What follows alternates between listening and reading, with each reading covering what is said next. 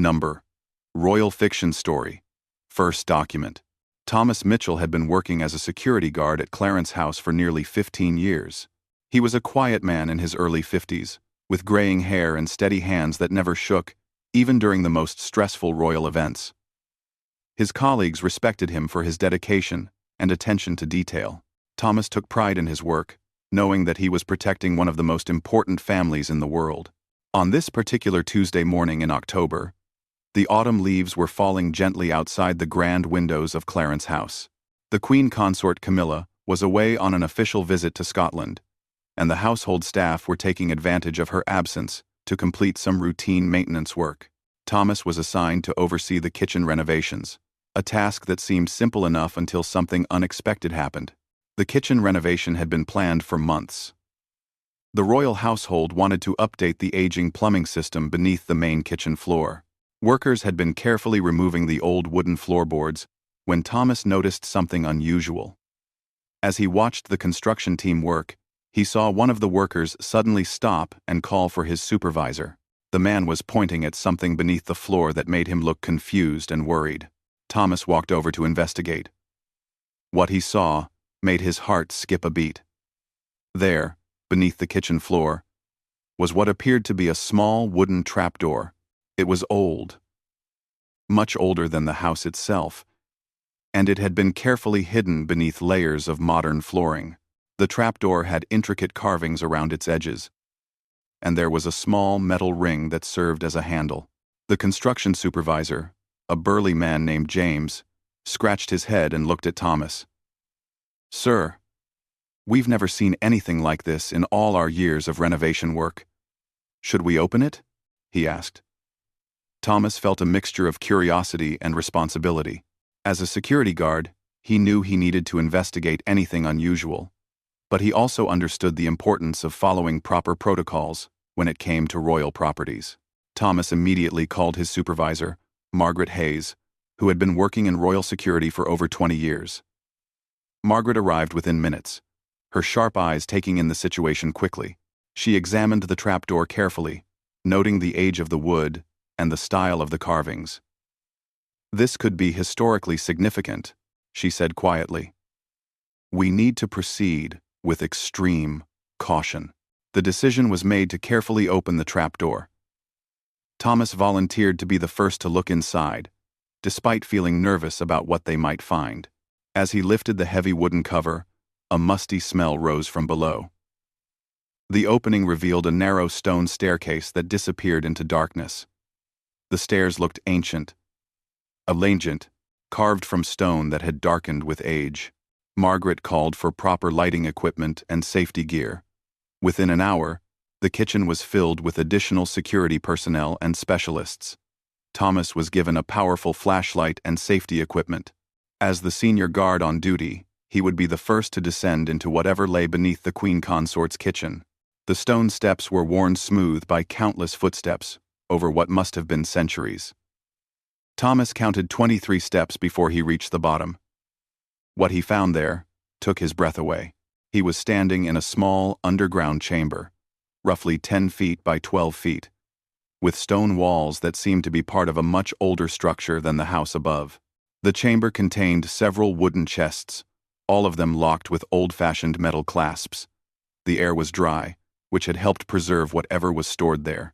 Thomas called up to Margaret, describing what he was seeing.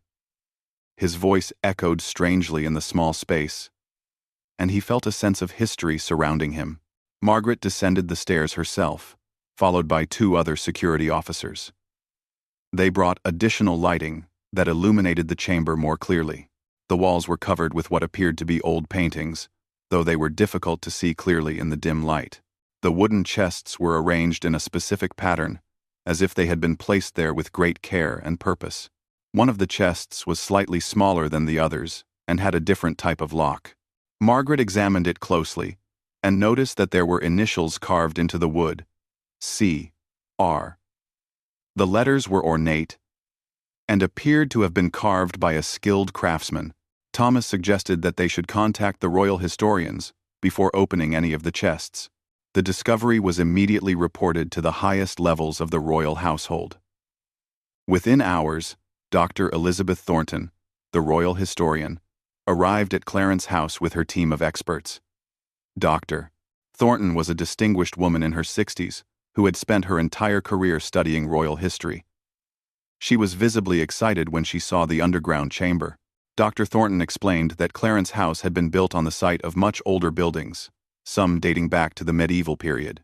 The chamber appeared to be part of an older structure that had been preserved when the current house was built.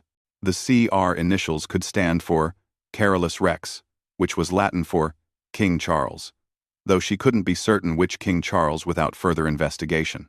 The team decided to carefully open the smallest chest first. Thomas was asked to assist Dr. Thornton, as he was the one who had discovered the chamber. As they lifted the heavy wooden lid, they found the chest filled with old documents wrapped in what appeared to be oiled cloth.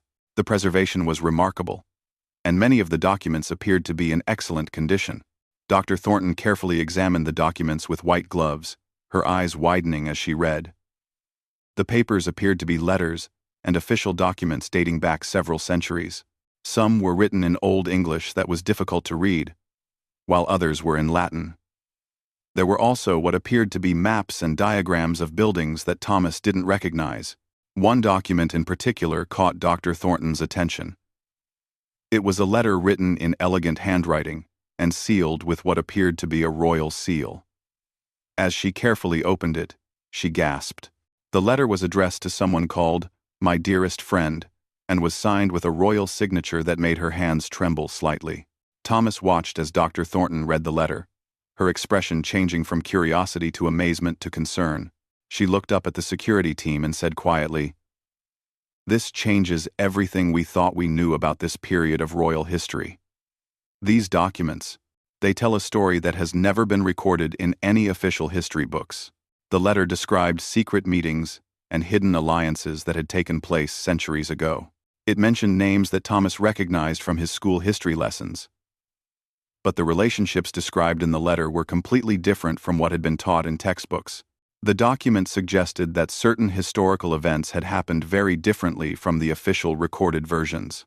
As they continued to examine the contents of the first chest, they found more letters, some financial records, and what appeared to be personal diaries. Each document seemed to add another piece to a puzzle that was becoming more complex and surprising with each discovery. Thomas realized that they had stumbled upon something that could potentially rewrite parts of royal history. Dr. Thornton made the decision to contact the Queen Consort immediately, despite her being in Scotland. This discovery was too important to wait. She also recommended that they secure the chamber and limit access to only essential personnel until they could fully understand what they had found. Thomas found himself at the center of what was quickly becoming one of the most significant historical discoveries in recent memory. As a simple security guard, he had never imagined that his routine work duties would lead to something so extraordinary. The weight of responsibility he felt was enormous, knowing that he had uncovered secrets that had been hidden for centuries. The news of the discovery was kept strictly confidential, but Thomas could feel the excitement and tension in the air. Experts were being called in from universities and museums. The chamber beneath the kitchen floor had become the focus of intense, scholarly attention, and Thomas was the man who had found it all. As the day progressed, more chests were carefully opened, each revealing additional treasures and documents. Thomas assisted the historians and experts, learning more about royal history in one day than he had in his entire life.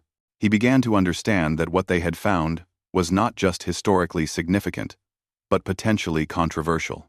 The documents suggested that some of the stories told about past royal family members might not be completely accurate. There were hints of secret relationships, hidden political alliances, and financial dealings that had never been part of the official historical record. Thomas realized that the discovery could have implications far beyond simple historical curiosity.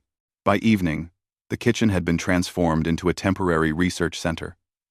Tables were covered with documents, and experts were working carefully to catalog and preserve everything they found. Thomas remained on duty, ensuring the security of the site while watching historians make discovery after discovery. As he stood guard over the chamber that evening, Thomas reflected on how his ordinary day had turned into something extraordinary.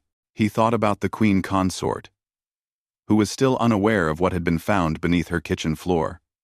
He wondered how she would react when she learned that her home had been hiding secrets for centuries.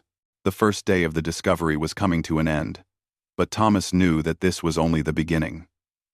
The chamber held more secrets, and each document they found seemed to raise new questions about royal history. He felt honored to be part of such an important discovery, but he also felt the weight of responsibility that came with protecting these ancient secrets. As night fell over Clarence House, Thomas prepared for what he knew would be many long days ahead. The discovery beneath the kitchen floor was about to change everything, and he was the man who had started it all, by simply doing his job and paying attention to details that others might have missed. Number Royal Fiction Story. Second document.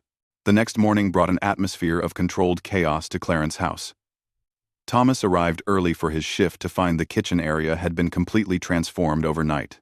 Professional archivists, historians, and security experts filled the space, all working with quiet intensity. The secret chamber beneath the floor had become the center of the most significant royal investigation in decades. Dr. Elizabeth Thornton approached Thomas as soon as she saw him. Her eyes were bright with excitement, but he could also see the strain of a sleepless night spent examining documents. "Thomas, I need to speak with you privately," she said, leading him to a quiet corner away from the busy work area.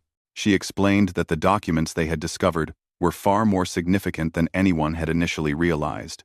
The letters and papers told a story that could fundamentally change understanding of several important periods in royal history. More concerning was the fact that some of the documents contained information about current royal family members that had never been made public. Thomas listened carefully as Dr. Thornton explained that they had found what appeared to be a complete archive of secret royal correspondence spanning over 3 centuries. The documents included letters between various monarchs and their most trusted advisors, financial records of secret payments and investments, and detailed accounts of political negotiations that had never appeared in any official history books. One particular document had kept Dr. Thornton awake all night. It was a detailed map showing secret tunnels and passages that connected Clarence House to several other important buildings in London. The map was dated from the 18th century, but the tunnels appeared to have been used well into the 19th century for purposes that were not entirely clear from the documents. The most shocking discovery was a series of letters that suggested certain famous historical events had been carefully staged to hide the true circumstances behind important royal decisions. These documents indicated that some members of the royal family had been far more politically active behind the scenes than history books had ever recorded. Thomas felt overwhelmed by the magnitude of what they had uncovered. As a security guard, he was trained to protect the royal family, but now he found himself in possession of information that could potentially embarrass or damage the monarchy if it became public. Dr. Thornton assured him that everything would be handled with the utmost discretion and respect for the current royal family. Queen Consort Camilla had been informed of the discovery during her visit to Scotland and was returning to London immediately. Her private secretary had been in constant contact with Dr. Thornton throughout the night, and preparations were being made for a private briefing when she arrived. Thomas was told that his role in the discovery would be properly recognized, but that absolute secrecy was essential. As the morning progressed, Thomas watched as experts continued to catalog the contents of the remaining chests. Each new document seemed to add another layer to an already complex story. The historians were being forced to reconsider some of their fundamental assumptions about royal history, and Thomas could see the excitement and concern in their faces as they worked. Around midday, a distinguished elderly gentleman arrived at Clarence House. Thomas recognized him as Sir Richard Pemberton, the keeper of the royal archives. Sir Richard had the authority to make decisions about how the discovered documents would be handled, and his presence indicated just how seriously the palace was taking this discovery. Sir Richard spent an hour examining the documents before meeting privately with Dr. Thornton and the senior security team. Thomas was included in this meeting, as his intimate knowledge of how the discovery had been made was considered essential to understanding the full situation.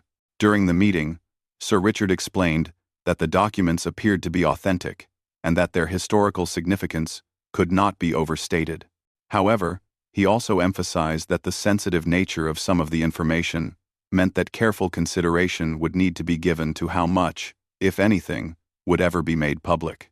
Thomas learned that similar hidden caches of documents had been discovered at other royal properties over the centuries, but nothing as comprehensive or as potentially sensitive as what had been found beneath the kitchen floor. The documents suggested that there had been a deliberate effort by past generations of royals to preserve certain information while ensuring it remained hidden from public view. The afternoon brought the arrival of Queen Consort Camilla herself. Thomas had seen her many times during his years of service, but never under circumstances like these. She appeared calm and composed as she was briefed on the discovery, though Thomas noticed that her questions were sharp and penetrating. The Queen Consort spent over an hour examining some of the key documents with Dr. Thornton. Thomas was present as part of the security detail, and he could see her surprise and concern as she read letters written by her predecessors. Some of the documents contained references to family matters that had clearly never been intended for public consumption. One letter that particularly caught her attention was written by a queen consort from the 19th century, describing the challenges of public life and the strategies she used to protect her family's privacy. The personal nature of the letter seemed to resonate with Camilla, who understood those same challenges in her own life. After reviewing the documents, the queen consort made several important decisions. First, she authorized the complete excavation and documentation of everything found in the chamber. Second, she requested that a small team of the most trusted experts be assembled to determine which information, if any, should be shared with historians and the public. Finally, she asked that Thomas be commended for his diligence in discovering and reporting the find. Thomas felt honored by the queen consort's recognition, but he also felt the weight of responsibility that came with being entrusted with such sensitive information. He realized that his life had changed fundamentally in the span of just 2 days, and that he would forever be connected to this extraordinary discovery. As the queen consort prepared to leave, she asked to speak privately with Thomas. Standing in the transformed kitchen, surrounded by centuries of hidden royal history, she thanked him for his careful attention to detail and his discretion in handling the discovery. She also asked for his thoughts on how the information should be managed. Thomas was surprised by her request for his opinion, but he spoke honestly about his concerns. He suggested that the historical value of the documents was immense, but that the privacy and dignity of both past and present royal family members should be the primary consideration in any decisions about public disclosure. The queen consort nodded thoughtfully at his response. She explained that the documents would be studied thoroughly, and that decisions about their future would be made carefully and with full consideration of all the implications. She assured Thomas that his role in the discovery would be remembered, and that his continued discretion was deeply appreciated. After her departure, work in the chamber continued with renewed urgency. Additional experts had arrived, including specialists in historical document preservation and authentication. The kitchen area had been completely secured, with additional guards posted to ensure that no unauthorized personnel could access the discovery site. Thomas found himself working closely with the historians and archivists as they continued to uncover and catalog the hidden documents. His practical knowledge of security procedures proved valuable in ensuring that the documents were handled safely, while his attention to detail helped identify several items that might otherwise have been overlooked. One of the most intriguing discoveries was a detailed journal kept by a royal advisor in the early 19th century. The journal contained day-by-day accounts of palace life, including descriptions of private conversations and personal relationships that had never been recorded elsewhere. The level of detail was extraordinary, providing insights into the personalities and motivations of historical figures who had previously been known only through their public actions. The journal also contained several references to other hidden caches of documents and valuables that had been concealed in various royal properties over the centuries. This raised the possibility that the discovery beneath the kitchen floor might be just one part of a much larger collection of hidden royal archives. As evening approached, Thomas reflected on the incredible turn his career had taken. From a routine security assignment to the center of a major historical discovery, his life had been transformed in ways he could never have imagined.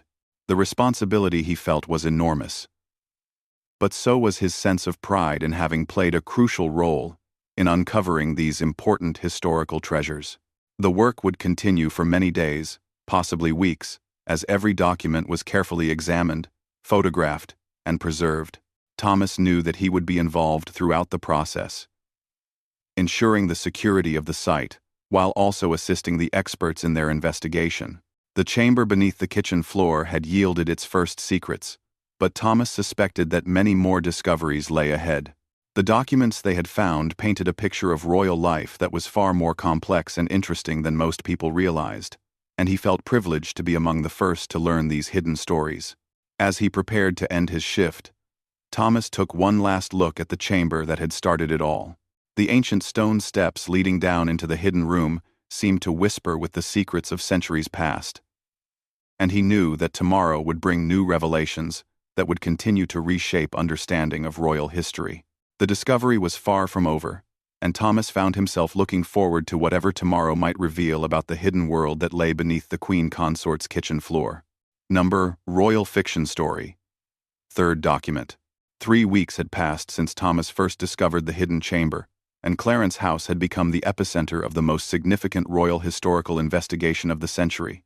What had started as a routine renovation had evolved into something that would change royal history books forever. Thomas found himself at the heart of discoveries that continued to amaze even the most experienced royal historians. Dr. Elizabeth Thornton had established a complete research operation in the East Wing of Clarence House. The kitchen had been returned to its normal function, but the chamber beneath remained active, with carefully controlled archaeological work. Thomas had been assigned as the primary security coordinator for the project, a role that gave him unprecedented access to the ongoing discoveries. The most remarkable revelation had come just days earlier when the team discovered that the chamber was not just a storage room, but actually the entrance to a much larger underground complex. Hidden behind what appeared to be a solid stone wall, they had found another concealed doorway that led to a series of connected rooms and tunnels that extended far beneath central London. Thomas was among the first to explore these newly discovered passages. Armed with modern lighting equipment and communication devices, he had accompanied Dr. Thornton and a small team of experts as they mapped the underground network. What they found exceeded everyone's wildest expectations. The tunnels were clearly ancient, some dating back to medieval times, but they had been maintained and used continuously for centuries. The passages connected Clarence House to several other important locations, including what appeared to be access points near Buckingham Palace, Street, James's Palace, and even the Houses of Parliament. The implications for royal security and historical understanding were staggering.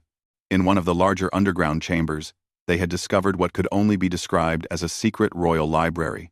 Hundreds of books, documents, and artifacts were stored in specially designed cases that had protected them from moisture and decay. Many of the books were unique volumes that existed nowhere else in the world, containing accounts of royal events and decisions that had never been made public. Thomas had been present when they opened a particularly ornate chest that contained what Dr. Thornton identified as the private correspondence of Queen Victoria. These were not the formal letters that historians already knew about, but deeply personal communications that revealed a side of the famous monarch that had never been seen before. The letters showed her struggles with the responsibilities of monarchy, her concerns about her children, and her private thoughts about the major events of her reign. One letter that particularly moved Thomas was Victoria's private account of her reaction to Prince Albert's death, written in her own hand. It described her grief and despair in raw, emotional terms that were completely different from the public face she had maintained during that difficult period. The letter revealed a vulnerable, deeply human side of a woman who had been portrayed in history as stern and unchanging. The discoveries had also included several items that belonged to more recent members of the royal family. A collection of personal photographs, letters, and mementos had been carefully preserved, apparently added to the collection by each generation as they sought to maintain this secret archive of royal family history. Among these more recent additions, Thomas and the team had found materials that related to the current royal family. There were letters and documents that provided context for decisions and events that had shaped the modern monarchy. While these items were handled with extreme sensitivity, they offered valuable insights into the challenges faced by the royal family in adapting to changing times. The queen consort had been regularly briefed on all discoveries and had visited the underground chambers several times. During one of these visits, she had spent a long time examining letters written by previous queen consorts, finding comfort and guidance in the experiences of women who had faced similar challenges in different eras. Thomas had been present during one particularly emotional moment when the queen consort read a letter from Queen Mary, the wife of King George V, describing her strategies for maintaining dignity and purpose while supporting her husband's reign during the difficult years of World War I. The connections between past and present seem to provide both inspiration and perspective for the current challenges of royal life. The security implications of the tunnel network had required extensive consultation with intelligence services and security experts. The fact that these passages had existed and been used for centuries without modern security services being aware of them raised serious questions about current protection arrangements. Thomas found himself working closely with teams responsible for updating and securing the entire network. Some of the tunnels showed evidence of having been used during World War II, when they likely served as secret routes for royal family members and important government officials during bombing raids. Maps found in the archive indicated that the tunnels had been part of a larger wartime security network that connected many important government buildings throughout central London. The historical implications of the discoveries were still being evaluated by scholars from around the world. Dr. 1. Thornton had assembled a team of the most respected historians and experts to help analyze and interpret the vast amount of material that had been uncovered. Their preliminary findings suggested that several major events in royal and British history would need to be reconsidered in light of the new evidence.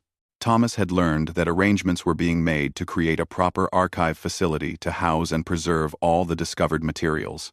The Queen Consort had approved plans for a state-of-the-art preservation facility that would ensure these historical treasures would be protected for future generations, while allowing controlled access for legitimate historical research.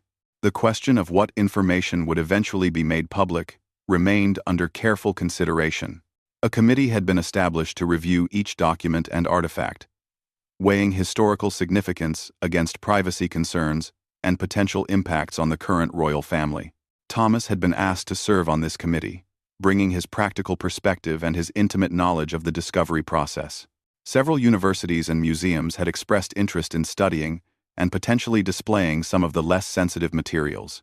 The historical value of the collection was undeniable, and there was strong pressure from the academic community to make at least some of the discoveries available for scholarly research and public education. Thomas had been amazed to learn that similar discoveries had been made at other royal properties over the centuries, but none as comprehensive or well-preserved as what had been found beneath Clarence House. The revelation that the royal family had maintained secret archives for generations added a new dimension to understanding the institution of monarchy and its approach to preserving its own history. The personal impact on Thomas had been profound. His role in the discovery had brought him recognition within the royal household and had opened opportunities for advancement in his security career. More importantly, it had given him a deep appreciation for the complexity and humanity of the royal family, past and present. The Queen Consort had personally thanked Thomas several times for his discretion and professionalism throughout the discovery process. She had also indicated that his future with the royal household was bright, recognizing both his practical skills and his understanding of the importance of protecting royal privacy while serving the broader public interest. As the initial phase of the investigation neared completion, plans were being made for the long-term management of the discoveries. Thomas would continue to play a central role in the security and preservation of the materials, but he also looked forward to returning to some normalcy in his daily duties.